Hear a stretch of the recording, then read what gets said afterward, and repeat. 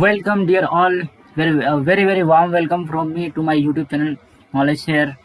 तो दोस्तों आज के जो क्लास है ये क्लास 10 के बच्चों के लिए होगा, जो मैंने लास्ट क्लास में कंटिन्यू किया था करंट इलेक्ट्रिसिटी, उसको मैं यहाँ पे आज कंटिन्यू करने जा रहा हूँ। आज इसको ख़त्म ही कर डालते हैं। बहुत परेशान कर रहा है चैप्टर, आज इसको ख़त्म ही कर डालते हैं। मेरा कोई ज़रूरी एग्जामिनेशन आने वाला है, इसलिए मैं रेगुलर वीडियो भी नहीं बना पा रहा हूँ। तो आज इस चैप्टर का तो धज्जिया ही उड़ा डालते हैं, एकदम बहुत मज़ा आएगा। एक भी कंफ्यूजन नहीं रहने वाला है करंट इलेक्ट्रिसिटी से, एक सिंगल कंफ्यूजन भी नहीं रहेगा, ठीक है। अभी देखते हैं आगे का क्या क्या मैंने बता दिया था। मैंने करंट इलेक्ट्रिसिटी का डेफिनेशन बता दिया था आप सभी को, क्या होता है। फ्लो ऑफ इलेक्ट्रॉन्स को करंट इलेक्ट्रिसिटी कहते हैं, ठीक है। इलेक्ट्रॉनों के प्रवाह को विद्युत धारा कहते हैं, ठीक है। नंबर 2, मैंने एक नियम बताया था जिसका नाम था कूलम्ब का नियम, ठीक है। कूलम्ब का नियम मैंने बताया था, एक चार्ज अगर मान लो Q1 है, दूसरा चार्ज अगर मान लो Q2 है, तो उसके बीच में एक बल काम करता है, उसके बीच में एक फोर्स काम करता है। अगर चार्ज का पोलैरिटी दोनों अगर सेम रहा तो फोर्स वो दोनों को दूर भेजने का ट्राई करेगा।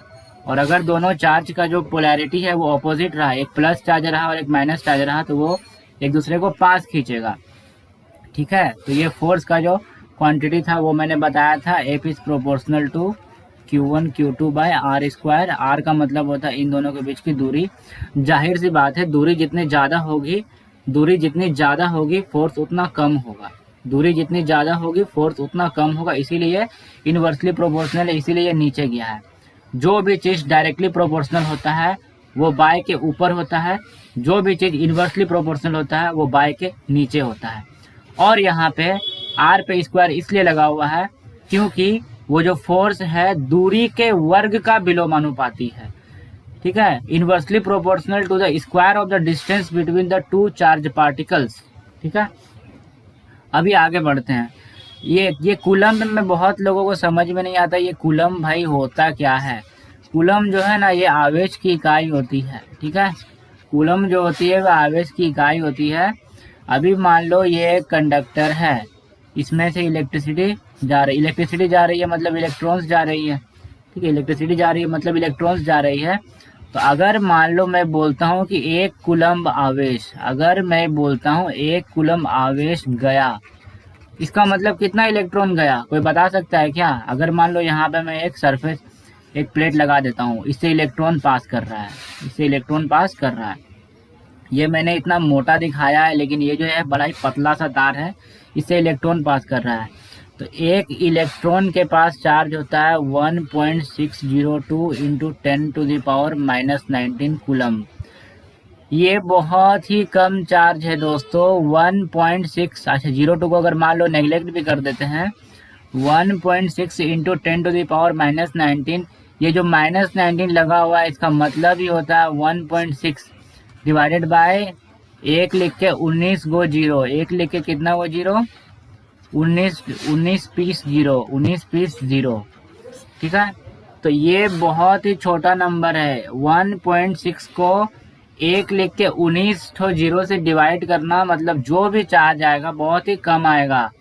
एक इलेक्ट्रॉन में जो चार्ज होता है, जितना कूलम्ब चार्ज होता है, बहुत ही कम होता है, बहुत ही ज़्यादा कम होता है। इसीलिए इसे नेक्स्ट पेज लेते हैं।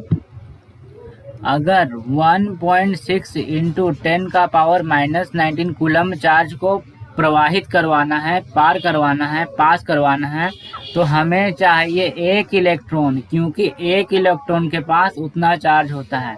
अभी मान लो मुझे 1 कूलम्ब चार्ज को पास करवाना है, तो कितना इलेक्ट्रॉन चाहिए होगा, दिस बाय दिस कर दो, ठीक है। यूनिटरी मेथड, ऐकिक नियम जो बचपन में पढ़ते आए थे, इसको अगर सॉल्व करेंगे तो आएगा 1/1.6, ये ऊपर चला जाएगा तो 19। इसको सॉल्व करेंगे तो कितना आएगा, 0.9402 इंटू 10⁻19, तो कुछ मतलब नियरली इक्वल टू 9 इंटू 10⁻19। मतलब 1 कूलम्ब इलेक्ट्रिसिटी को अगर पास करना है टाइम का मैं बात नहीं कर रहा हूँ। अगर मैं पर यूनिट टाइम ले लेता हूँ तो फिर वो करंट इलेक्ट्रिसिटी बन जाएगी। मैं यहाँ पे आवेश का बात कर रहा हूँ। 1 कूलम चार्ज को अगर पास करना है तो 1 कूलम चार्ज को अगर पास करना है तो क्या करना होगा, 9 × 10⁻⁹ इलेक्ट्रॉनों को पास करना होगा। इतना इलेक्ट्रॉन पास होगा तब जाके हम लोग बोलेंगे कि 1 कूलम चार्ज पास हुआ। क्लियर है? एक इलेक्ट्रॉन में इतना चार्ज होता है ना, इतना coulomb. 1 coulomb electron, 1 coulomb charge बनाने में कितना इलेक्ट्रॉन लगेगा, 1 कूलम चार्ज बनाने में कितना इलेक्ट्रॉन लगेगा, उसी को बोलेंगे उतना इलेक्ट्रॉन से 1 कूलम चार्ज पास हो रहा है। अभी आगे बढ़ते हैं। ठीक है, आगे का टॉपिक क्या है?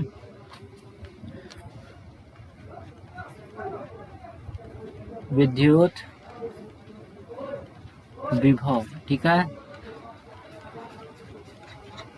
इलेक्ट्रिक पोटेंशियल, ये क्या होता है? ये क्या होता है? विद्युत विभव, इलेक्ट्रिक पोटेंशियल, ये क्या होता है? ठीक है, ये होता है ये चालक की वह विद्युतीय अवस्था है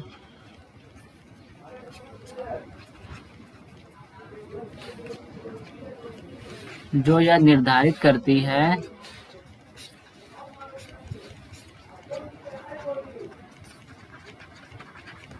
कि विद्युत का प्रवाह किस चालक से किस चालक की ओर होगा, किस चालक से किस चालक की ओर होगा। ठीक है, अभी ये क्या बोल दिया, जिस तरह पानी को अगर फ्लो करवाना है तो ऊंचा वाला ढाल से नीचा वाला ढाल की तरफ पानी फ्लो करता है। ठीक है, ऊष्मा को अगर प्रवाहित कराना है तो हाई टेम्परेचर से लेके लो टेम्परेचर के बीच में फ्लो करता है। लो से हाई में कभी नहीं जाता है, जाता है उसका डिस्कशन इंजीनियरिंग में होता है। ठीक है, उसी तरह विद्युत को अगर प्रवाहित कराना है तो ये हमेशा उच्च विभव वाले क्षेत्र से निम्न विभव वाले क्षेत्रों की ओर जाता है और तब तक जाता रहता है जब तक कि दोनों का जो आवेश है वो बराबर ना हो जाए, दोनों का जो विभव है वो बराबर ना हो जाए। ठीक है, अभी एकदम फील करेंगे हम लोग कि विभव क्या होता है। वोल्टेज का जो डिफरेंस है, वोल्टेज का जो डिफरेंस है वो जितना ज़्यादा होगा, जैसे मान लो ना एक पहाड़ है, पहाड़ का हाइट जितना ज़्यादा होगा तो नदी का जो बहाव है उतना ही ज़्यादा होगा। तो उसी तरह वोल्टेज का जो अंतर है वो जितना ज़्यादा होगा, जितना ज़्यादा होगा, जितना ज़्यादा होगा, करंट का जो फ्लो है उतना ही तेज होगा। बोला जाता है ना कि रेलवे का जो तार होता है उसमें 25,000 वोल्ट, 2.5 लाख वोल्ट का करंट पास होता है, उसको इंसान छूते ही वो राख हो जाता है। इसका मतलब है वो करंट इतनी तेज गति से आ रही है, इतनी तेज गति से आ रही है कि पूरे बॉडी को गर्म करके जला देगी, इतनी तेज गति। ठीक है, तो विभव का जो अंतर है वो जितना ज़्यादा होगा, ठीक है, चार्ज उतना ही तेजी से फ्लो करके निम्न विभव की तरफ जाएगा।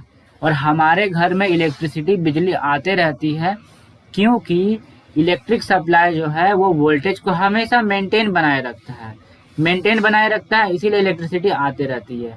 मेंटेनेंस अगर बनाना छोड़ देगा तो फिर वो एक समय के लिए करंट आ रहा है, फिर वो वोल्टेज जो है वो आपस में बराबर हो जाएगा।